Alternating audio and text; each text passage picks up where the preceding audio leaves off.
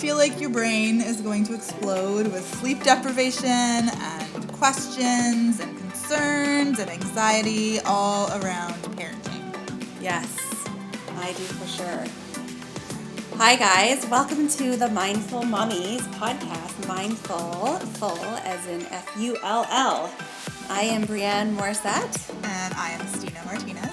And we are sisters-in-law, and combined we have 4 very busy boys.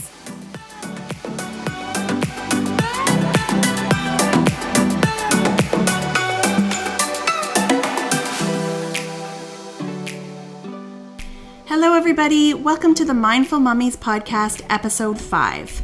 We are so excited to have this next guest on our show today. We are diving in deep with parenting coach Margery Healey to talk about our children's behavior. Margery has an undergraduate degree from the University of Western Ontario, and she has participated in a year-long intensive program in affiliation with the Seattle Pacific University called the Parent Coaching Institute. Margery is also the mother to 3 boys, 2 of which are twins, and through her parenting journey, she has developed and discovered a deep compassion for every parent who is trying to develop a positive and loving relationship with their child. I was connected with Margery through a friend of mine who recommended her services to me. At the time, I was going through quite the three-nager phase with my little one, Jake, and was at a loss of what to do. Since then, Margery has been an invaluable source of support for our family. Her approach is straightforward, yet very gentle and supportive. Just what I needed for my little Jake. It's been such a pleasure working alongside with her and having her help guide us through this journey. We are so honored to have her here today. Yes, we're so excited. Hi everyone, it's Stina. I just wanted to also welcome Margery here. We're so excited to have you. Thank you for being here. Thank you for having me. Yay.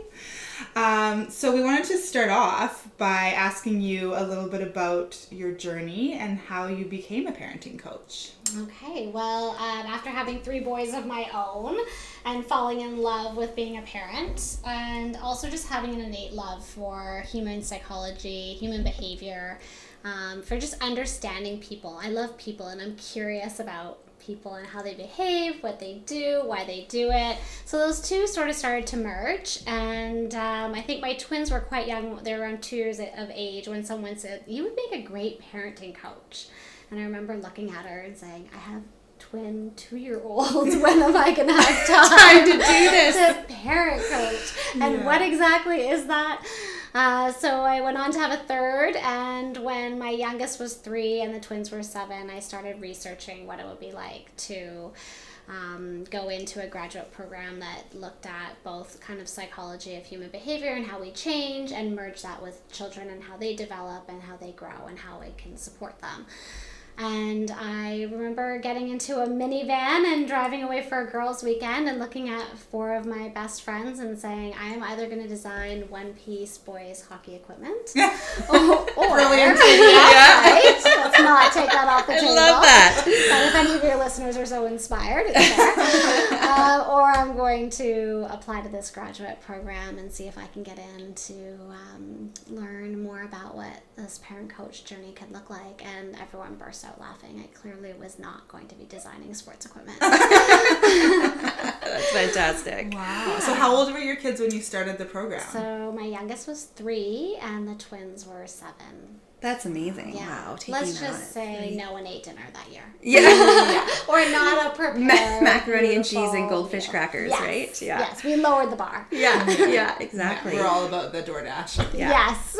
So I had never heard of I've heard of a parenting coach before, Brie, you started sort of sharing a bit about your experiences with Margery, and I knew that you were having some challenges, and as am I, and you were saying how helpful she'd been, how amazing you'd been working with her, but I was like, oh, what is a parenting coach? Right, and I had never heard of a parenting coach until I met Margery, so I don't, maybe Margery, you could explain what a parenting coach is exactly. Yeah, sure. And I think it's fair because I think it's something that's fairly new and it's a different field. Coaching has really only been around for the last 15 years. And then people have taken that model of how people grow and change through being coached, whether it's business coaching or life coaching. And they've sort of started to put their own specific interest into what they want to focus on. And I think for me, it was obviously my love of parenting and my love of, seeing people grow as parents through their kids.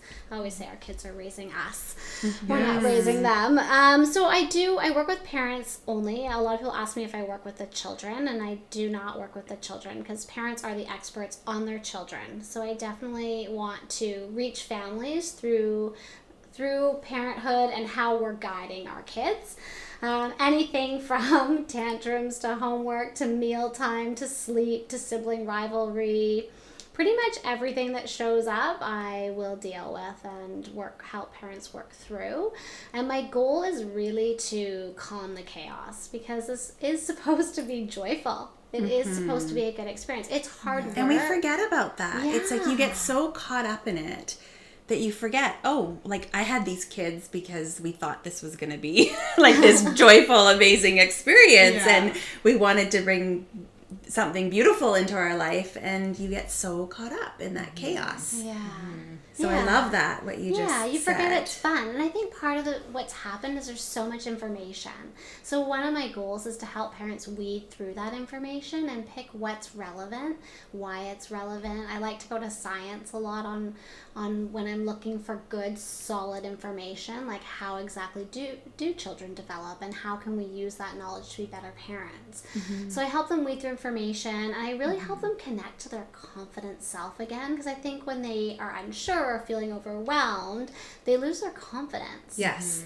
Yeah, and that's what I have felt. It's been so nice. It's like this security blanket having you in our life, because I can kind of go, like you second guess yourself, and it's so nice to be able to check in with you and go, okay, am I doing this right? Or was I right to follow through on that? Or did I push too hard? Or so that's, and I think that's so it. It's so hard that why do you want to go to bed at night and lie there laying awake wondering if you're doing it right? Am I doing this properly? Like, I don't want parents to lay in bed at night reading a parenting book, because by the time you go to bed, who wants to read a parenting book? And my part of my job is to look for that information and help you decide what would work for you if you were going to read something, and also just to lay awake at night and just have that, I don't want you laying awake at night. But I guess what I'm saying is, to when you go to bed at night, you want to feel good about how you're raising your kids and how your family life is going for you. And it should just be positive, not this negative wheel in your head saying, oh my gosh, I think I made a mistake, or I didn't handle that right, or I would like to be, better at this. I really like to weed that out. Yeah, and it's such an emotional thing. Like, the emotions are so big, and I know, like, with my 7-year-old, we're having some struggles right now, and when we have a rough morning, like trying to get out the door, or we have a rough day, it just, everybody feels it, and everyone feels, like, if I lose my temper or get frustrated, then I feel sad, and then he feels sad, and it just affects everybody. So it can be such an emotional thing. And then you go online and start Googling things, and there's like a bazillion answers. I do have as homework for some of my clients that they're not allowed to Google. Nice. Like, no Googling. Yes. I love that. That's smart. Yeah, you just go on Google and it confuses you more. Or makes you think you have like an illness that you're dying from. Yeah. You can go the opposite extreme. Yeah. Or I think it says, I think Google's full of things you should not do. If you do this, you'll ruin your children. If you do that, you'll ruin your children. If you do that. And so I look at Google and I think, wouldn't it be nice, if you just told us what we should do? Because there really isn't anything out there saying, well, what can we do? How can we do this better? How can we connect to our kids? And I think it's full of people warning you and kind of scaring you a little bit that you're doing this wrong, and it seems to be mostly negative. And I really don't want that. I want it to be a positive experience.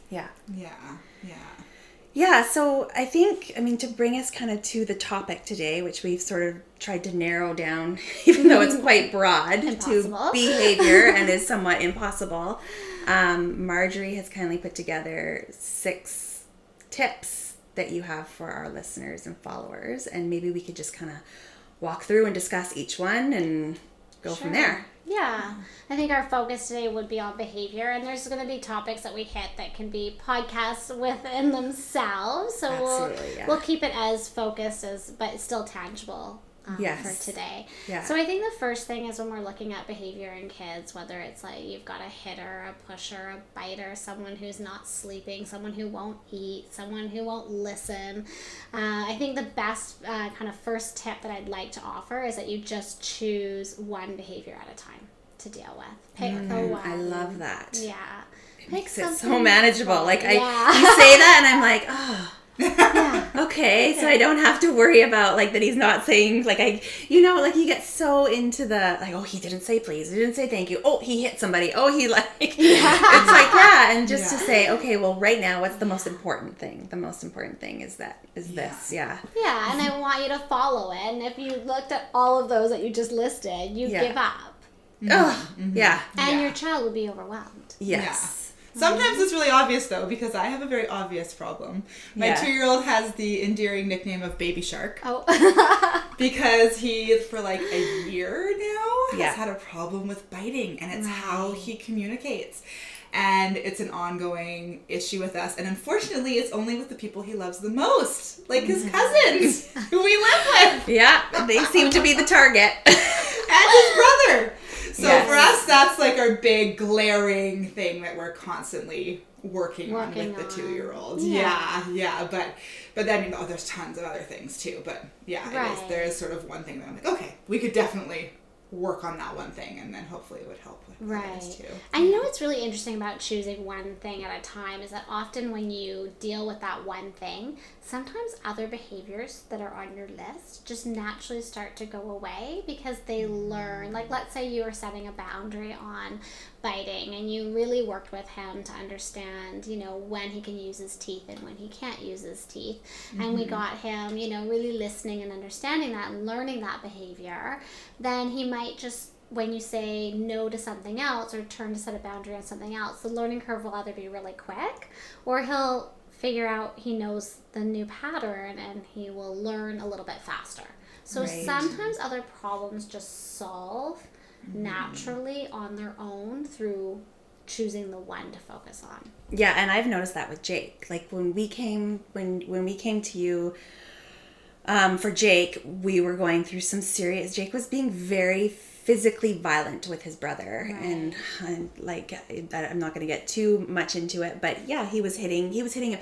There was no biting, but he was hitting, and I just was like, it was so upsetting to me, and I know it's so upsetting to you too, that your kid is a biter and your kid is a hitter, because it's just not who we are. Like, we're just not physical, like mean people. We're kind people, and it's like so upsetting to see your child going through that. And anyways, I've gone off topic a bit, but what I was trying to say was that I noticed that with Jake, that when we focused on getting the hitting under control, he just kind of like started to become more well-rounded, and like you're right, the other stuff just kind of to fall away. Right. And it was amazing. And now, he doesn't hit. Right. Every now and then he might do like a push. But it's amazing, like what the turnaround that we've had with him. Yeah, and he probably learned through, your gentle guidance on reminding him that we're going to use our hands in a different way. He also probably learned better skills in listening. Right. Just through that alone, so that now when you communicate with him on something else, he'll hear you sooner than he would have before. Right. And he learned that he developed that skill, or that skill strengthened while you were teaching him to no longer hit his brother. Okay, so tip number 1, choose one behavior to work on at a time. I like it. Tip number 2. Okay, tip number 2. I always say quick research pays off. So before you start to dive into whatever behavior you want to look at, I think it's important to think about, who you are as a parent and where your strengths lie, because chances are you've probably had to look at some behavior already, and maybe you did it really well because you were good at being concise or clear, or maybe you were really good at it because or made sure you communicated well with your child. Like, there's something positive about your parenting that exists. Like, we're not doing everything wrong. You're doing something right. Yeah. And what is it that you're doing right and why? And if we take that time to ask ourselves a few of those questions, it might help as you're going to apply it to the behavior you're going to work on. Okay. And in turn, you might want to ask that about your child. What is my kid good at? What are their strengths? And how can I use their strengths to help teach them the behavior I want to teach them? So just take that time to just ask yourself some questions, because in asking yourself these questions, you'll probably find out some answers that you didn't know were there. And that's a lot of what I do as a coach. Sometimes people are like, what do you do? And my biggest thing is just curious inquiry. I'm curious to know what your child's good at. I'm curious to know what you think you're good at and why. And then can we use those things and apply it to how you're going to approach this behavior problem? Mm-hmm. Okay. Great. Makes sense? Cool. Yeah. Okay. Yeah. So tip number 3, are you guys ready? Mm-hmm. Tip number 3 is like subsection A, B, C, D, E, and F. Okay. Do it. Tip number 3 is where we get down to like the really, tangible things I want you guys to start thinking about when you're approaching behavior. Okay, so A is management. And I always say management's a really good one because it keeps us accountable as parents. But sometimes it's as simple as, can we change something in our home and the way we're set up to manage the behavior we're seeing? So my kids getting the Lysol spray and spraying down my dining room chairs, or my son sneaking the iPad and going up to his room, or my child slamming this door over and over. And so I sometimes like to say, like, okay, can we lock up the Lysol spray? Even though we're really good at baby proofing when our kids are little, as they grow up, sometimes we forget about baby proofing as they get a little bit older. So sometimes we do leave things accessible, and how can we be accountable to that? Can we put that away? Why is the iPad out where they can reach it? As parents, can we manage the iPad a little bit better, and can we lock it away and only bring it out when we want them to have it?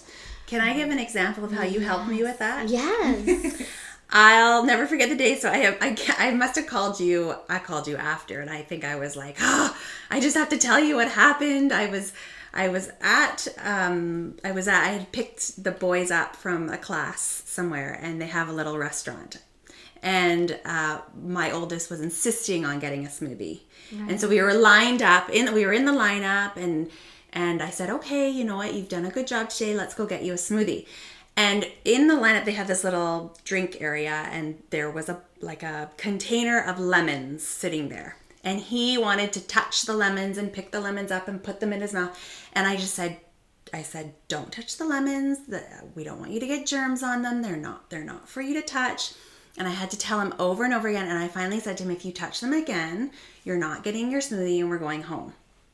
And sure enough, he touched the lemons.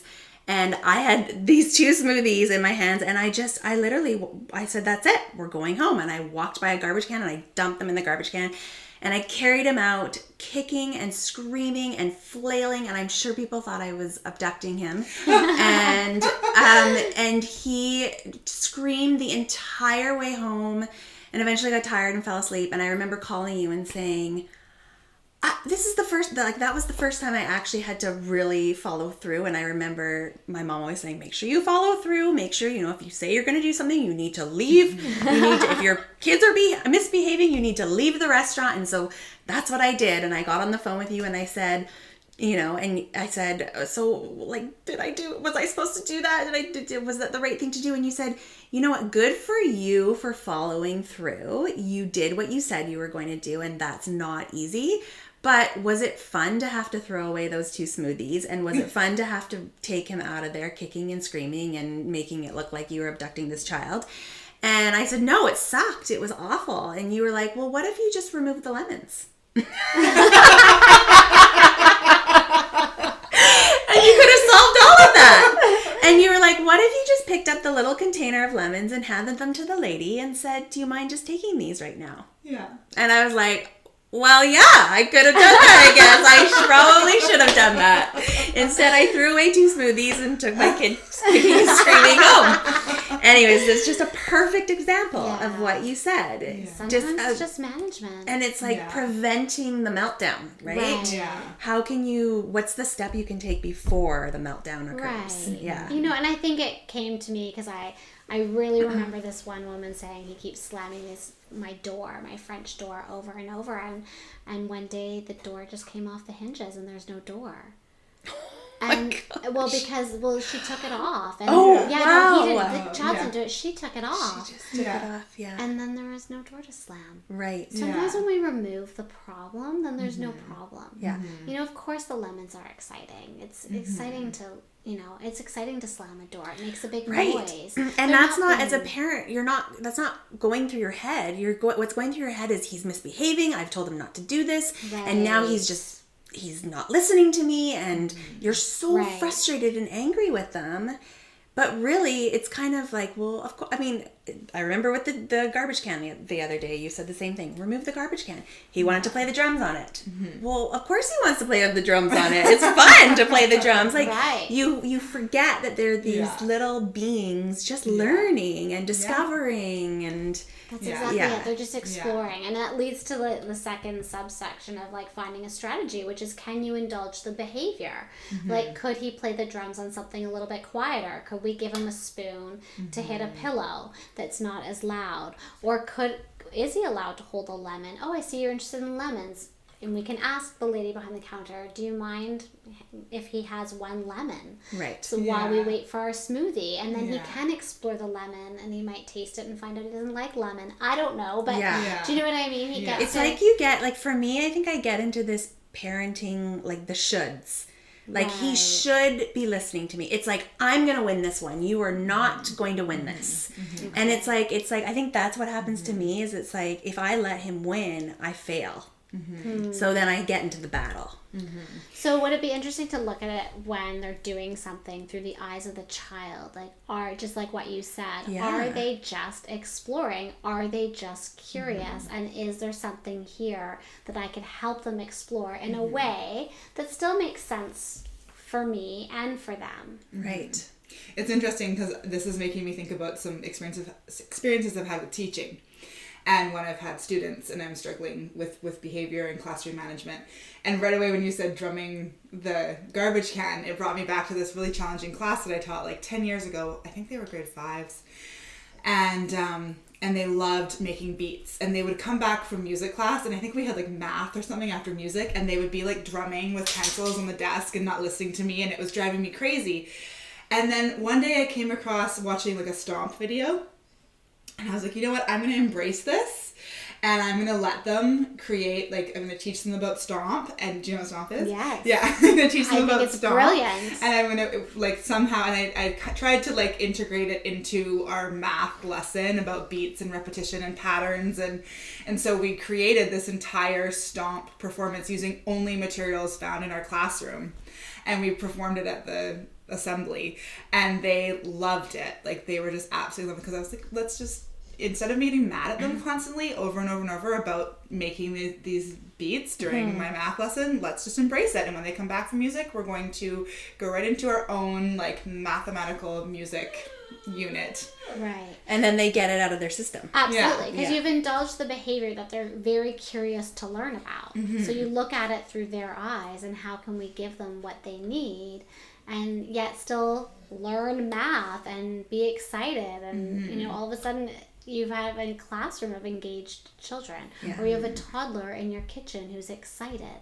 And nobody has to be upset or be mad or look at it as, well, he's not listening. Yeah. It's, well, he's curious about something. How can we help him explore that? Mm-hmm. Yeah. Which in turn creates harmony and peace and... Right. And joyful parenting. Yes. Joyful teaching. Yes. Joyful teaching. Right. Yeah.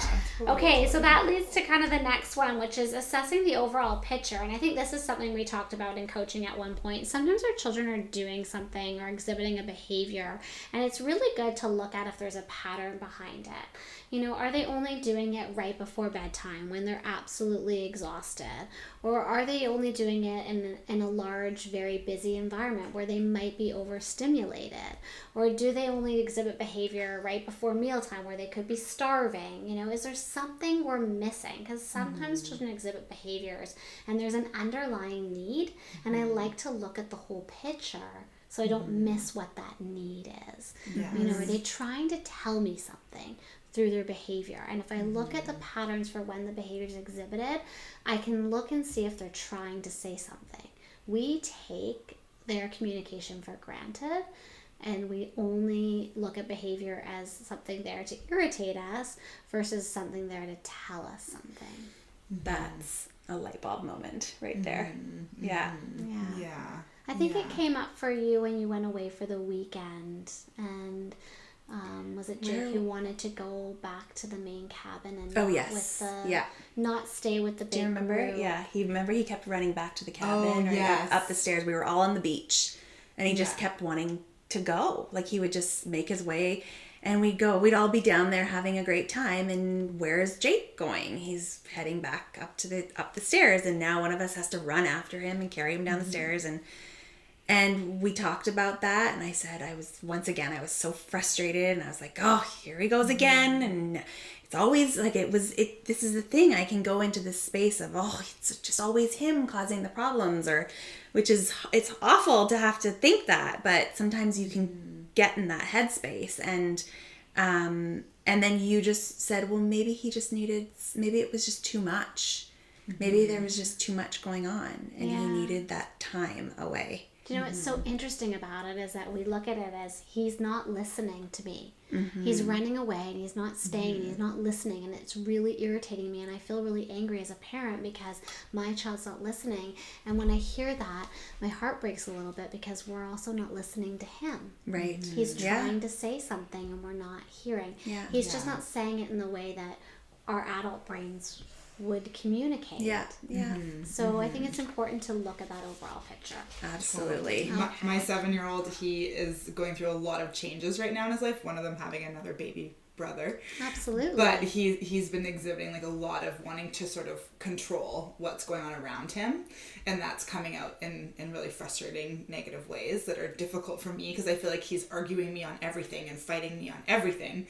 But when I think of it that way, it's him trying to have control over something because there's so many things happening in his life that are not in his control right now. And when you think about it, he probably doesn't know how to say, Mom, you're pregnant, you're about to have another baby, and this feels overwhelming for me, and I'm not sure how I feel about it, and I already have one little brother. What's it going to look like when I have 2 little brothers? And he might want to say all of those things to you, but doesn't know how. Yeah. So it comes out in behavior. Yeah. And really, he's just trying to express a need. So I do think it's important we step back and say, you know, is there a pattern to the behavior? Is there something they're trying to tell us? And there always is. There always there is. Often is. Kids don't want to misbehave. They don't want to be considered bad kids, or kids want to be good kids. They want people to be happy with them, you Absolutely. know. And yeah, they do. There's always a reason. I know, there's always something going on. But it's amazing how, like we said in our post today, it's like we work with kids. I know this because I work with children that have learning issues, and behavior comes up all the time, and I know how to handle it from kind of an educator's point of view, and creating a safe place for them. But it's so much more, it's so different when it's your own children. It's so different. It's so different. And we'll talk about that as we go through. I'll bring that up because that's a really, really good point. Yeah. Okay, so the other one is natural consequences whenever and wherever possible, because there's nothing like teaching. The goal is to teach them. So if we're trying to teach them a new behavior and we can give them something that is directly linked to the behavior, then the learning process will be much easier for them, because they'll have a much more likelihood of understanding what we're trying to teach. So an example is I hear this often: my child's throwing their food, and it's like, well, okay, what if we took the food away? And I know that sounds like a management issue, but it's clearly, if they're throwing their food, they're not hungry anymore. Yeah. And so if we just took the food away, then they're no longer throwing their food, and they also learn very quickly and easily, when I throw my food goes away. Right. So you almost don't even have to say very much, which is kind of nice as a mom or a dad, because we're always talking to our kids, don't do this, don't do that, go over here, be there, it's time to go to sleep, it's time to do this. We actually don't need to say very much when we use a natural consequence. If a child throws a giant truck in the house and we just then take the truck away, then they know, oh yeah, that's not something I need to do. And then we can give them... It's such common sense. It really is. It really is. Moment. But in the moment, you're like, I need to be teaching them a lesson that they shouldn't be throwing toys in the house, or you just get so in your head about it. Like, there's a lesson here I need to be teaching, Well, this kind of falls into the next tip, which is there's no need to punish. A lot of people say, well, they were throwing food, so I took away 3 of their bedtime stories. And I'm like, ooh, why? Why did we take away their bedtime stories? It has nothing to do with throwing the food. Yeah. And B, we already learned the lesson. There's nothing else to be said. If we just take away the food, or we take away the toy they were throwing, then there's no need to do any further learning or teaching. It's and also the chances of a young child connecting I threw my far food away, to my bedtime story is really far away. And probably by the time they get to bedtime and you've taken away the story, they're thinking, why'd you take that away? And they feel hurt. Sad. And sad. Yeah. And I understand we're trying to motivate behavior, and that is an entirely different podcast. But I guess I could say now that it's not typically an effective way of motivating our children's behavior, because they're not thinking, oh, I lost my stories for throwing my food. They're probably thinking, I lost my stories and I just feel sad and mad. Yeah. So we'll leave it there, but it's food for thought to start with. Pardon the pun, we're speaking of food. Okay, so I think that this is something we talk about a lot, which is once we've kind of done our homework and we've decided how we want to deal with a behavior, and we've thought about it, and we've put in a really great plan of how we're going to deal with something, it's really important that we stick to a plan and give it some time to unfold, versus I tried this once and it didn't work, so I'm giving up. Right. And sometimes when I work with a parent, I'll say, I don't really want to talk to you next week. I'd like to talk to you in 2 weeks, because I really want you to give this plan 2 weeks. I want you to stick to it, and I want to invite you to be clear. I want to invite you to be concise, and I want to invite you to be consistent while you do it. And then we can really see, does this plan have traction? Are we getting the goal? Are we teaching them what we want to teach them? Is it working?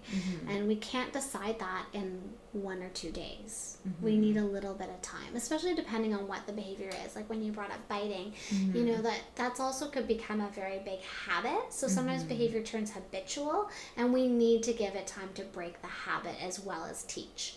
Okay. So I like to give people a length of time to work with before they throw in the towel. And if we're only dealing with one behavior at a time, hopefully we can stick to it and follow through and see if it's working.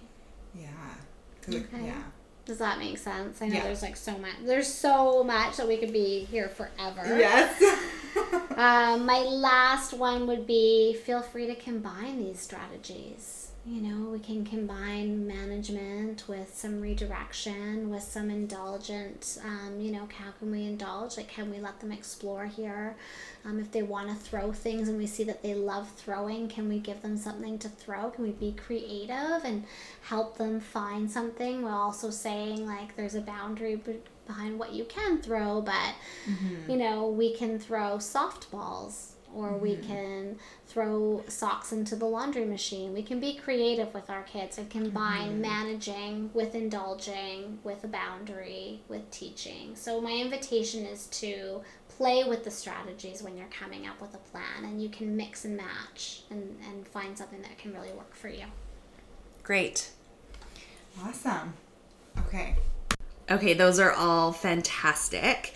I want to go back a bit to the part where we were talking about how sometimes it's so much easier being an educator, why it's so much easier for me to implement these strategies with my students, but it's so much harder with my own children. Yeah. Totally. Yeah, I can totally see why. And I think that's a lie. I always say teachers fall the hardest.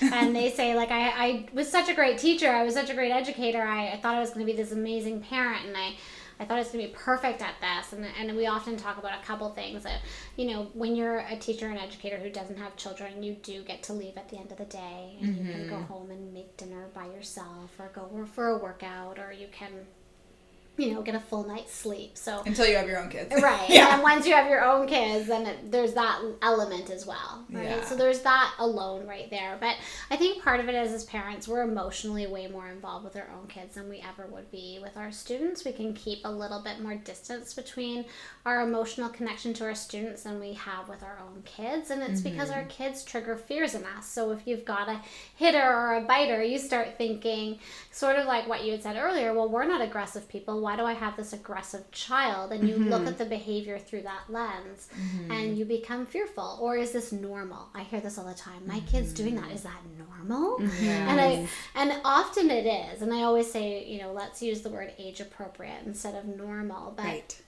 if a behavior is something that you're not sure falls within age appropriate, you can always check in with your healthcare provider, you know, or call your parent coach, or find a way to, you know, that's one, because I don't want you to be afraid of the behavior, and I don't want you to see the behavior as something that has a lifelong meaning attached to it. And then if we can just if we can take those things away and we can just look at only what our child is doing, it's much easier to deal with it. But when we add that layer of I'm afraid this means this, or I'm afraid I won't be able to stop it, or I'm afraid my child's going to hurt somebody else and someone's going to look badly upon my child or myself, or this is the hardest one, we actually blame our parenting. We think we're bad parents because our child's doing something that we don't want them to do. All the time I think about, oh my gosh, am I messing up my kid? Am I doing something wrong? Oh no. Yeah. And I always say that, well, the people who are listening to this podcast, or someone who calls me, is the least likely person to be messing up their children. They care way too much. They would never be messing up their child. But it is good to learn why we are getting emotionally entangled. Yes. And what we're afraid of. And sometimes that emotional entanglement leads back to our own childhood experiences, how we were raised, and what we took away from that. And we become afraid that our child might become something, and we try to stop it, and then we get very emotionally involved. And I really invite parents to separate that from what they're just seeing. Because as we discussed before, they could be hitting because they don't know how to tell you they're feeling something, and it actually has nothing to do with aggression. Yeah. Yeah, and that's all fantastic. Should we go into a little bit, should we now ask some of the questions that the followers and listeners have put out there? Yeah. So we asked her, we reached out to our community, and we sort of asked some of the moms and parents and dads, and if they had any questions for you. Yes. And we have got some great answers, or we got some great questions. So Yeah. Yeah. And it seems to be that the majority of the listeners have toddlers. So we're all kind of going through the same thing. We're going through the same thing. So the first one was timeouts. Do you agree? Do you not agree? And if you do agree, how do you go about it? Okay. So I think timeouts just got a really bad rap on how they were being implemented. And maybe it was Super Nanny, the way she was doing it when that show was on years ago. Oh, yes. I totally used to watch that show. Yeah, and I think she sort of implemented in a way that was shameful for the child and wasn't able to do a few key things. So first of all, I do agree with a timeout. I think there's nothing wrong with a timeout in the light of the child, or sometimes even the parent, needs a break from the situation. And I think it's really important to recognize why we're doing a timeout. Sometimes we need to remove ourselves from a situation, calm down, regroup, and then come back in. And when it's done in that light, timeouts can make a lot of sense. This was like life-changing for our family. Instead of when you shed a totally different light on the whole timeout thing, because for me, timeout was like putting them in a corner and forcing them to stay there and thinking that's kind of how timeouts work. But your strategy was, in our instance, it's different in everybody's home, but we're able to just put him behind on the stairs where he can still see us. Yeah. And so it was like, you need some time away right now. You're not able to behave right now in this situation, so let's have some time away. Right. And then the other thing that was life-changing was, instead of like, if you're at a restaurant, this was huge, and I'll just be fast, I always thought, okay, they're misbehaving, I need to go home, like that's it, I just have to go home, or I can just never go to a restaurant. And you were like, well, that kind of sucks for you guys, like, you don't you want to be able to go to a restaurant? And you said, take them outside and say, when you're ready to behave, we can go back in. And I was like, oh my gosh, I never even thought about that. Right? Yeah, that we could take a break. Then maybe the situation feels overwhelming. And we Mm-hmm. just need to calm down for a few minutes outside of our environment and then try again. It also separates, it's not the child that we're mad at. When we stick a child in the corner and say, well, now you're in timeout, or you're on a naughty stool. Oh, yeah. Or, it really can become shameful, where it's like, no, it's not the child that I'm upset with. It's the behavior that I'm trying to teach. So when we take them out of a restaurant, we're just regrouping. We're saying, okay, we don't like this behavior that we're seeing. Something's going on here. Yeah. We just need to stop and let's all calm. And then let's come back in. And I think that this is where the other piece that we talked about a lot was, I'm going to re-invite you to try again. Yes. Right? Yeah. So that's become really big in our family. And Jake will say, okay, I'm ready to try again. I'm ready to try again. And that's, you introduce that. Yeah. You introduce that to us. Yeah. When you're ready to try again, let me know. Right. Yeah. Or you guys can assess that as parents too. Remember that you guys get to assess when you see them ready, because sometimes they'll want to try again so soon and they'll be like, I'm ready to try again, and you could see that they might not be quite ready. Yeah. And the reason I love this concept of the re-invitation is because it sends this beautiful message that we're going to support you. We're going to support you to come back into this space and learn the skills we're trying to teach you. Now, it could be a while. As I said, I don't like to try something for 2 days and give up. I like to give teaching skills. Sometimes they're lifelong. We're not going to teach them something like a value lesson could be a whole 3, 4, 5, 6 years, but learning to keep your hands to yourself, we're going to give that a couple of weeks to a month, or maybe longer, depending on the age of the child, because we still have a lot of impulse behavior where they feel something and they'll just hit based on that impulse. So we want to give them time, and during that time we want to send that underlying message that we believe in you. We know you can accomplish what we're trying to teach you, and we're going to give it the time it needs, and we're going to support you. But I have to give this timeout one caveat. Okay.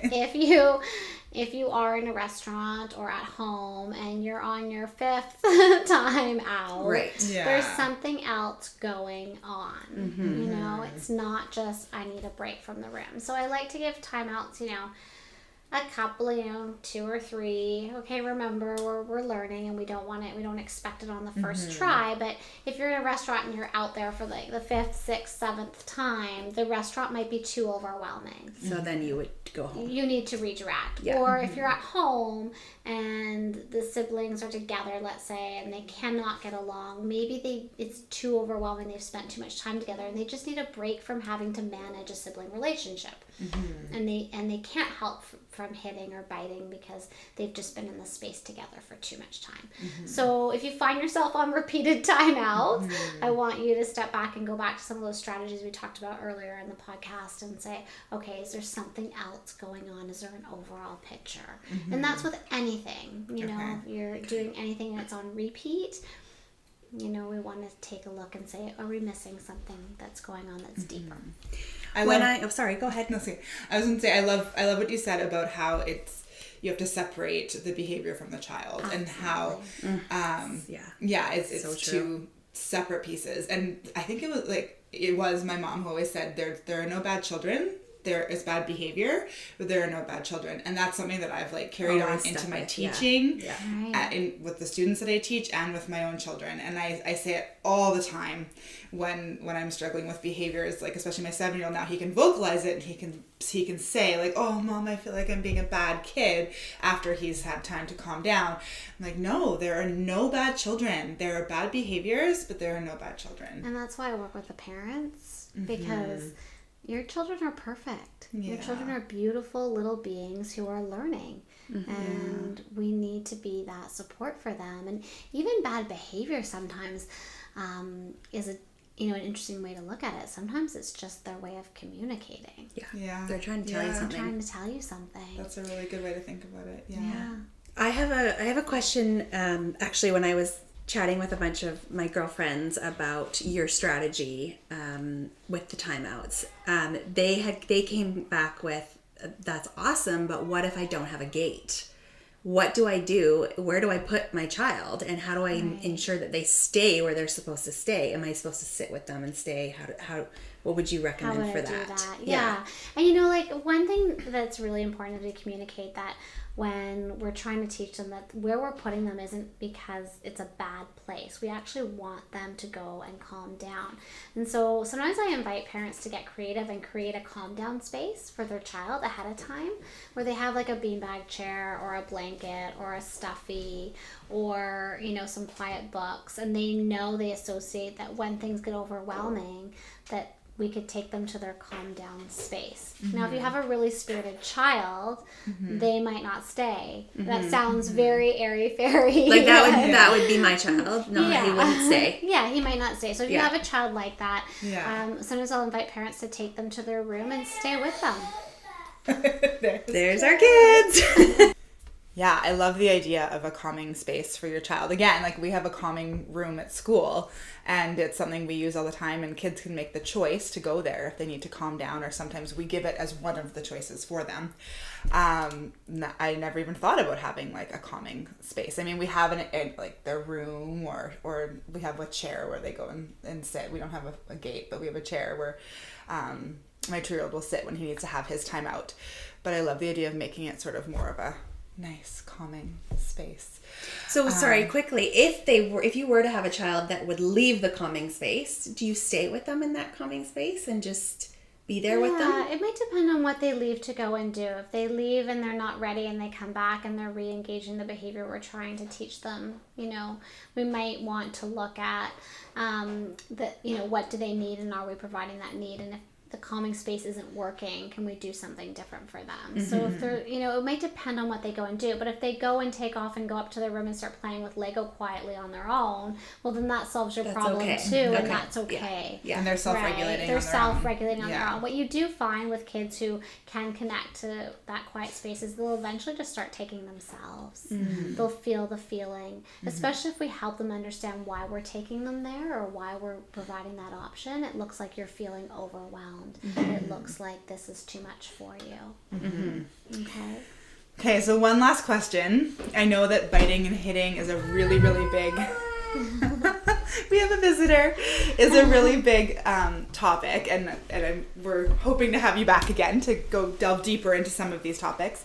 But do you have any quick tips for biting and hitting? Biting in particular for you. Biting is so hard because I think there's a lot of shame just from other parents too, if you're the mother of a biter, and a lot of other people aren't understanding of that. But I think it's good to mention that biting, hitting, and pushing and grabbing and pulling, they're all impulsive behaviors, and they're all equal. They're the same. Their child's trying to express something and they don't know how, so they're just using a behavior to let you know. And hopefully no one's going to be eaten in the process, but hopefully So a little bit of redirection. So sometimes I offer to say to parents, like, is there a pillow that they can bite? Is there a teether that you can attach to their clothes that when they feel like biting, we can offer them that instead? It looks like you might need to bite something. While we can't bite each other, we could bite this. This is so when you feel those feelings of frustration, this is allowed. This is something we can do. And if we need to take a break from the room, if you are in a social setting and your child's biting, multiple people in the social setting, and you remove them, that it's a sign that they can't handle that impulse, that the setting is too much for them. And that's fair. If you put them in like a toddler classroom and they're biting everyone, they are trying to tell you, this is too much for me. So taking them out of that space is fair. It's just not a punishment. It's just recognizing that they need a break. Yeah. And so I really invite some redirection and some recognition of what they can handle. And I really invite other moms listening to this to be kind and loving and compassionate to those mothers who have biters. It's nothing we are doing. Yes. It's nothing we are doing. And hopefully everyone has their tetanus shot. Yes. Yes. Oh my goodness. I'm just teasing. Yeah. Thank you. That's wonderful. That's very helpful. Well, that wraps up our questions. Can we play a quick game with you to finish off our podcast here? We sure can. Okay, this is you're only allowed to say yes or no to these questions. I'm just gonna fire off one word or maybe a couple and see what you have to say. All right. Do you believe in the iPad? Yes. Okay. Co-sleeping? Yes. Timeouts? Yes. In the light I described. I know I broke the rules. I know it's hard, right? I told Bria, I don't think I could do this. I know. Rewards? No. Oh, interesting. That's a whole new podcast. Chores? Yes. Okay. Wine? Absolutely. Vacations without kids? Yes. Okay. Great. Yeah. Awesome. Well, that wraps up our podcast. Thank you so much, Margery, for coming here. And we hope you had a good time, and we'll come back again. I will come back anytime. Thank you for having me. It was awesome. Yay. We did it. We made it with kids. I've got a kid in my arm right now, by the way, feeding it a bottle. Oh, were you going to say something? Say bye, everybody. Say bye-bye. Can you say bye? Bye. Thanks for listening. What a pleasure it was to have Margery on our show today. She is so passionate and knowledgeable. We could have talked to her for hours and hours. We hope that she'll be back. Well, actually, we know she'll be back because we've already talked about future topics. If you want to find out more information about Margery or contact her for any of her services, you can find her at thecompassionateparentcoach.com. She's also on Instagram at thecompassionateparentcoach.